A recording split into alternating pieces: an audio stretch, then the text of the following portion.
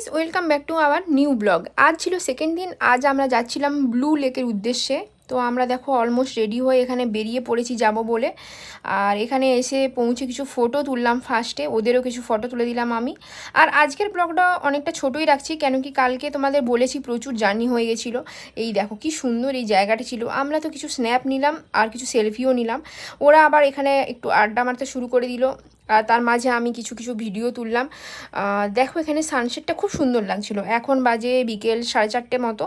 খুব সুন্দর এই জায়গাটা ব্লু লেক। তোমরা যারা উড়িষ্যা ঘুরেছো তারা মাস্ট এই জায়গাটা এসো। এটা মিত্রপুরে আর এটা ব্লু লেক।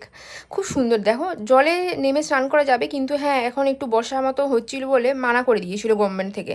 তাই জন্য সবাই পাড়ে দাঁড়িয়েই উইকেন্ড এনজয় করছিল। আমরাও এই গ্রিনারি আর ব্লু লেক খুব এনজয় করলাম।